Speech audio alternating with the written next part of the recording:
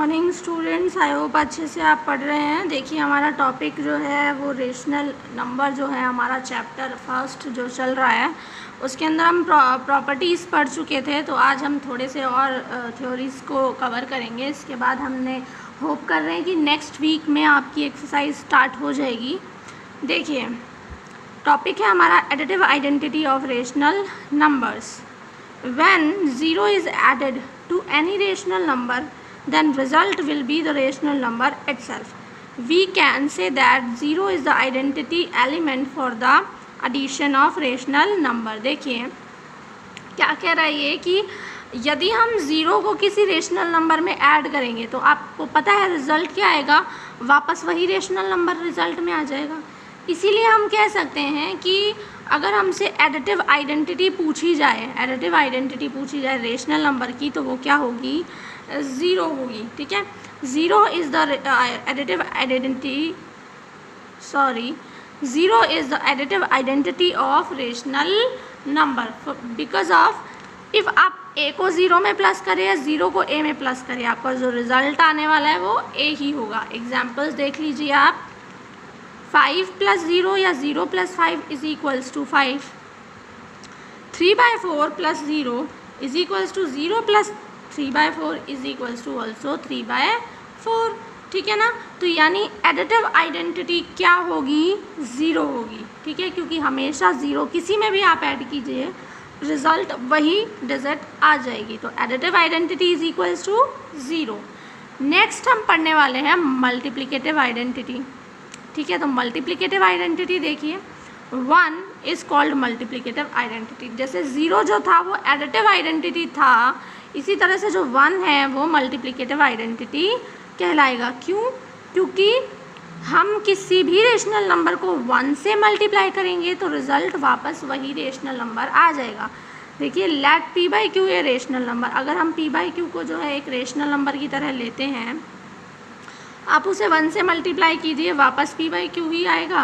या फिर आप 1 को p/q से मल्टीप्लाई कीजिए तो भी p/q ही आने वाला है। दैट मीन्स कि 1 से मल्टीप्लाई करने पर जो है रिज़ल्ट सेम आएगा। एग्जाम्पल आप देख सकते हैं, 8 × 1 कीजिए या 1 × 8, आंसर आपका 8 ही आने वाला है। तो additive identity 0 and multiplicative identity 1 होगी। क्लियर है?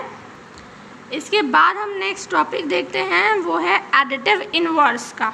क्या है एडिटिव इन्वर्स का? देखिए हमने एडिटिव आइडेंटिटी और मल्टीप्लिकेटिव आइडेंटिटी पढ़ी, अब हम एडिटिव इन्वर्स पढ़ रहे हैं, फिर हम मल्टीप्लिकेटिव इन्वर्स भी पढ़ेंगे। देखिए एडिटिव इन्वर्स क्या होता है, if p/q is a rational number then the additive inverse will be -p/q। If we add p/q and -p/q then we will get 0। देखिए किसी भी रेशनल नंबर को आप ऐड कीजिए किसी दूसरे रेशनल नंबर से और आंसर अगर 0 आ जाए तो वो क्या होगा, एडिटिव इन्वर्स होगा। और ये कब हो सकता है, देखिए आप अगर एक रेशनल नंबर p/q है, ठीक है, तो उसका एडिटिव इन्वर्स जो है उसी नंबर को नेगेटिव कर दीजिए, वही होगा। ठीक है, p/q का एडिटिव इन्वर्स -p/q होगा, क्योंकि जब आप p/q और -p/q को ऐड करेंगे तो 0 ही आंसर आने वाला है, क्योंकि माइनस प्लस कट जाएगा सेम। एग्जाम्पल आप देख सकते हैं, 2/3 और -2/3 दोनों को प्लस कीजिए। वैसे तो आप पॉजिटिव नेगेटिव वैसे ही काट सकते हैं, फिर भी अगर हम देखें 2 - 2 0, 0.3, आंसर फिर भी 0 ही आने वाला है। तो दो ऐसी संख्याएं जिन्हें हम जोड़ें तो 0 आ जाए तो वो आपस में एक दूसरे का एडिटिव इन्वर्स कहलाएंगी। तो कोई भी नंबर होगा उसी का नेगेटिव नंबर जो है वो उसका एडिटिव इन्वर्स है, या कोई नेगेटिव नंबर है तो पॉजिटिव नंबर उसका एडिटिव इन्वर्स कहलाएगी। ठीक है, क्लियर हुआ यहाँ तक? सेम ऐसे ही मल्टीप्लिकेटिव इन्वर्स होता है। मल्टीप्लिकेटिव इन्वर्स में क्या है, देखिए एडिटिव इन्वर्स में क्या था कि दोनों नंबर्स को ऐड करने पर 0 आए तो वो एडिटिव इन्वर्स है। मल्टीप्लिकेटिव इन्वर्स का मतलब होगा कि कोई दो नंबर जिनको मल्टीप्लाई करने पर क्या आए, 1 आए। ठीक है, देखिए when we multiply a rational number with its reciprocal then we get 1। ठीक है, सबसे पहली बात तो दोनों का मल्टीप्लाई करने के बाद 1 ही आना चाहिए। और ऐसा कब होगा, जब हम किसी रेशनल नंबर को उसी के रेसिप्रोकल से मल्टीप्लाई करते हैं। देखिए कोई रेशनल नंबर उसका रेसिप्रोकल का मतलब उसको आप पलट दीजिए, ठीक है, डिनोमिनेटर को न्यूमरेटर कर दीजिए, न्यूमरेटर को डिनोमिनेटर कर दीजिए। तो जब आप ऐसी नंबर्स को मल्टीप्लाई करेंगे तो 1 आएगा, ठीक है। तो then numbers are called multiplicative inverse of each other. तो तब क्या होगा, ये जो नंबर्स होंगे ये आपस में एक दूसरे के मल्टीप्लिकेटिव इनवर्स कहलाएंगे, ठीक है। एग्जाम्पल्स अभी आगे आ रहे हैं तो देखते हैं।